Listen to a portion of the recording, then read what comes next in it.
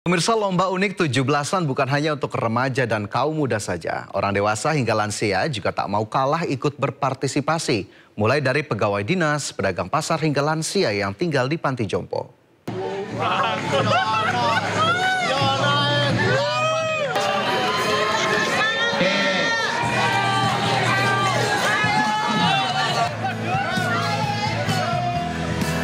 Memeriahkan HUT ke-80 tahun kemerdekaan Indonesia, Pegawai Dinas Perhubungan Kota Solo, Jawa Tengah menggelar lomba unik, yaitu lomba tarik mobil derek.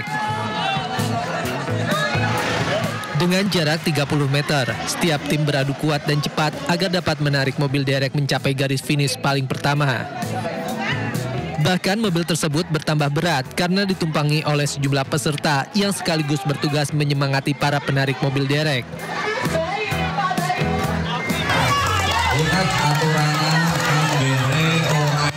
Semarak peringatan HUT ke-80 RI juga terasa di Pasar Beringharjo, Yogyakarta. Para pedagang dari kurang lebih 40 kios yang ada di sisi barat ini antusias mengikuti beberapa lomba menarik. Di antaranya lomba menggendong ember, membawa tampah dan balon, serta lomba karaoke. Tak hanya lomba antar pedagang, guna menambah suasana khas Hari Kemerdekaan, turut dilombakan juga menghias lorong los pasar dengan pernak-pernik khas 17-an.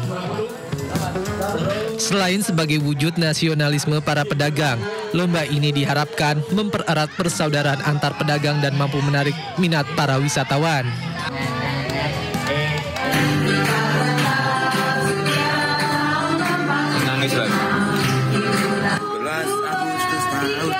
Kaum lanjut usia tidak mau kalah dengan anak muda yang menggelar lomba 17-an. Di ruang Aula Panti Wereda Pengayoman Wonodri, Semarang, para lansia memakai baju merah putih memegang bendera kecil, bersemangat untuk mengikuti lomba antar lansia untuk menyemarakan HUT RI. Berbagai lomba digelar dengan penuh keceriaan dan menyiratkan pesan, salah satunya lomba memilah biji-bijian. Lansia lainnya berlomba menyusun gelas berpasangan. Lomba ini bertujuan menambah keakraban dan kompak antar lansia dan juga melatih motorik dan daya ingat, tapi juga mempererat kerjasama dan persahabatan antar sesama lansia. Tim Liputan iNews melaporkan. Sebanyak 8 bayi lahir pada tanggal 17 Agustus 2025 di Rumah Sakit Pelabuhan Cirebon, Jawa Barat. Pihak rumah sakit pun memberikan kado spesial perayaan Hari Ulang Tahun Kemerdekaan Republik Indonesia ke-80.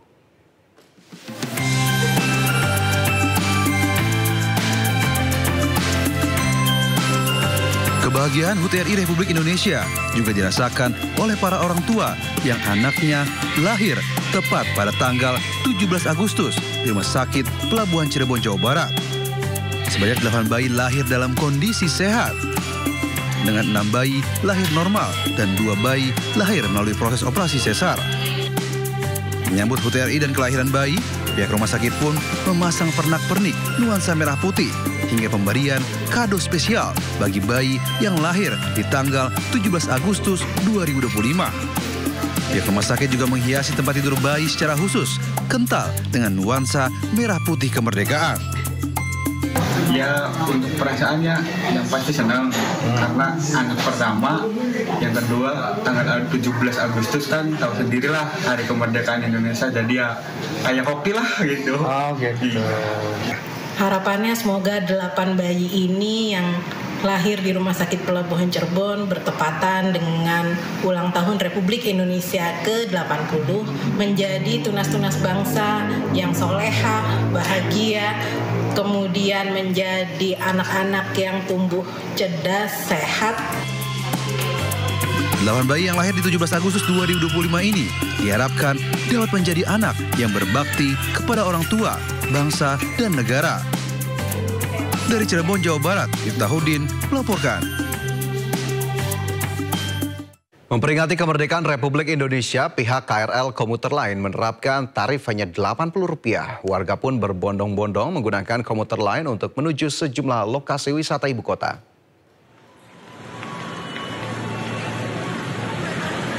Sejak Minggu pagi, sejumlah stasiun KRL Jabodetabek dipadati warga.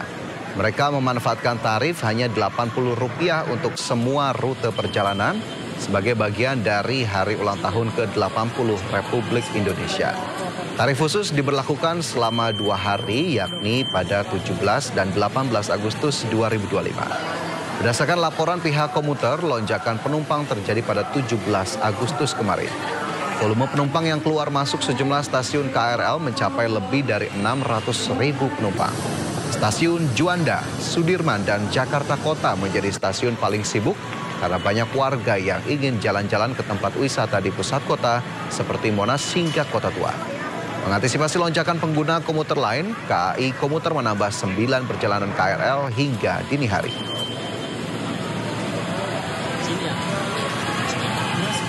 Untuk mengantisipasi lonjakan penumpang, KAI Komuter menambah 9 perjalanan hingga pukul 01.00 dini hari nanti.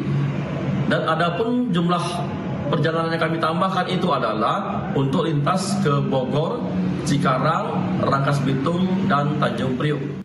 Pemirsa, masa perjuangan meraih kemerdekaan selalu menyimpan cerita, terutama dari para veteran. Mulai dari tinggal di hutan hingga tikus pun jadi santapan.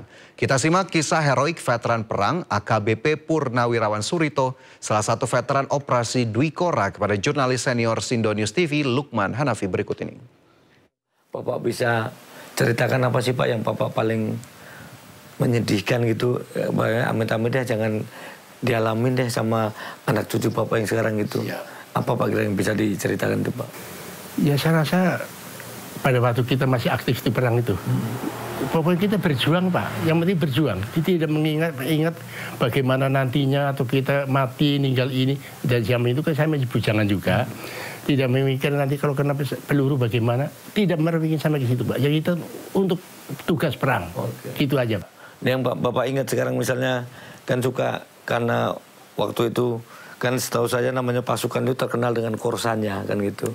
Mungkin Bapak sekarang ingat, aduh dulu teman saya itu kena di sini, saya ngeliat banget gimana rasanya gitu. Bapak suka keinget gitu nggak? Sedih gitu? Sedih saya itu bagaimana kawan-kawan kita yang gugur di sana, apakah pemerintah tidak memperhatikan untuk di pemakaman itu bisa dipindahkan ke Indonesia.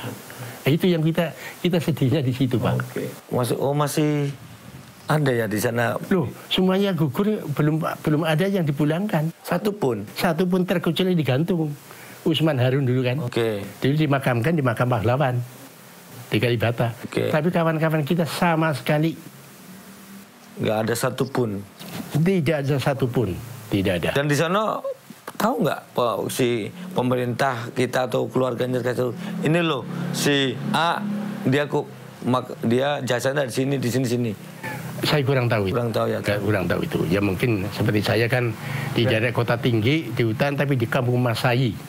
Nah, gugurnya situ apakah diurusin sama saya tidak tahu juga. Tapi saya tahu Bapak adalah teman-teman Bapak yang gugur itu sampai sekarang. Sampai sekarang ada 33 Pak. 33 orang.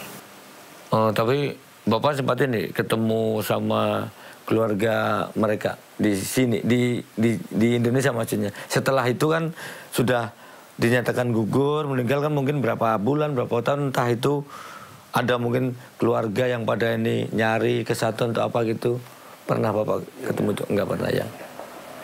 Tapi Bapak sedih dengan keingat pada teman-teman yang gugur itu. Iya, ingat ke situ aja Pak. Karena sampai sekarang pemerintah apa nggak memperhatiin atau gimana gitu Pak. Pernah ini bertanya atau mengajukan mungkin dari apa istilahnya ya, dari seangkatan Bapak atau leteng Bapak gitu, mempertanyakan orang-orang yang ini kenapa sih nggak di ini atau mengajukan tolong dong dipindahin itu? Pernah dulu saya pernah menghadap ke DPR waktu sama Pak Siswanto, Kolonel Marinir. Pernah. Waktu itu Menteri Sosialnya Pak Bahtiar ya mungkin.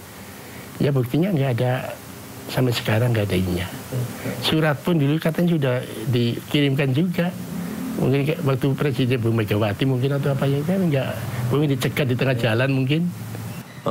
Nah setahu Bapak mereka yang pada gugur di sana Bapak ada yang tahu keluarganya? Kenapa saya tahu Bapak yang tahu ada tahu keluarganya? Saya pengen nanya lanjutnya. Mereka dapat bantuan nggak sih atau dapat apa dari pemerintah gitu? Yang gugur loh ya, bukan yang enggak ya? Nggak tahu. Jangan-jangan malah nggak kecatat juga di sini. Ya nggak tahu ya. Padahal di sana kan di Kelapa II untuk kita Pak, itu ada patungnya Pak. Patungnya Pak Anjiatak, Camat, Taboki. Nah di bawahnya itu ada nama-nama yang gugur, 33 orang. Di sana kan Kelapa II kan dikatakan kesatuan Anjiatak. Anjiatak itu yang pertempuran di laut melawan kapal perang. Gugur semua, cuma hidup satu itu. Kalau yang angkatan Bapak ini nggak tercatat. Oh, yang dicatat itu yang bareng Bapak itu yang pada gugur itu ya? Iya, jadi semuanya ada 33. Oh, berarti tercatat sebenarnya kalau di Kelapa II-nya itu tercatat. Ada kan ada patung Pak. Pak Anjiatak, Taboki. Nah, di bawahnya nama-nama 33 orang itu. Berarti secara ini negara ada datanya dong ya kan. Kelapa II itu kan negara. Itu kan aparatnya negara kan gitu. Bukan aparat berdiri sendiri itu, ya kan? Oke. Cuman ya hanya bisa berjuang tapi nyatanya sampai sekarang belum ya. 30 berapa? 33. Dulu bareng berangkat dari Tanjung Priok gitu. Iya. Pisahnya gara-gara yang dibagi 3 kapal itu ya. Iya. Jadi kadang Pak kalau itu keinget itu Bapak suka sedih? Ya sedihnya itu Pak yang tadi saya katakan tadi sama Bapak itu. Sedihnya itu kawan-kawan kita itulah. Itu nasibnya bagaimana di sana. Apakah masih ada tulang-tulangnya atau bagaimana. Waktu membacakan puisi itu kan istri saya. Waktu hari veteran di Mas daerah nangis semua Pak. Ada nangis. Ada yang kemudian saya Pak Herman. Rit, apa Pak? Saya 40 tahun, baru ini meneteskan air mata istrimu yang bacakan puisi. Sampai begitu Pak. Waktu itu kan pemantiri kan ini kan.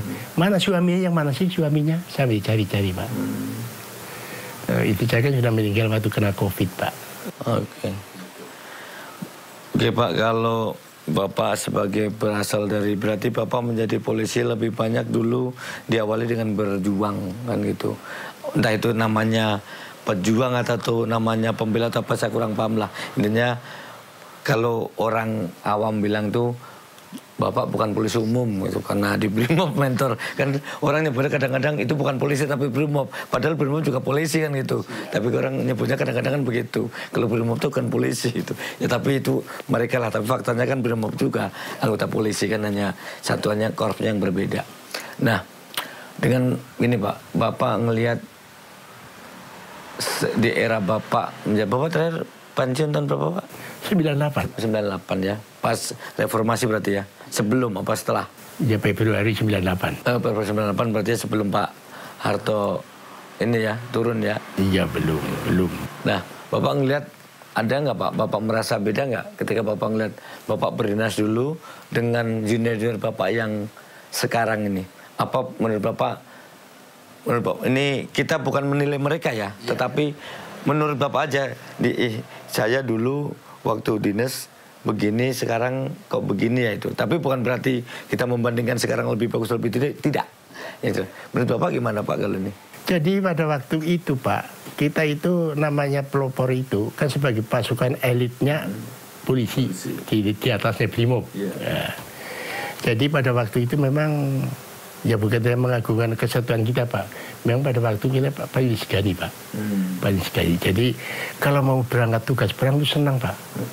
Senangnya apa? Daripada di asrama capek Pak. Latihan terus Pak. Jadi sudah menjadi kesatuan seperti dalam pendidikan. Jam 5 pagi olahraga pagi. Jam setengah 8 apel pagi. Terus nanti latihan. Habis latihan nanti jam 12 siang apel siang. Malam jam 9 malam apel malam, jam 10 malam trompet bunyi untuk tidur. Kan sama dengan pendidikan Pak. Berarti makanya kalau berangkat tugas udah senang sekalian ini fakta daripada latihan dulu ya. Betul. Jadi kalau mau mukul orang ya pukul benar itu musuh itu kan. Kalau latihan kan aduh pukul ini pelatih, ini teman kita kan itu kira-kira ya. Berapa sepanjang jadi Bapak di dinas di pelopor atau Brimob itu berapa kali ke Bapak tugas di daerah-daerah konflik itu? Saya hanya Dwi Kora sama Seroja. Oh, Seroja. Seroja jemur-jemur ya?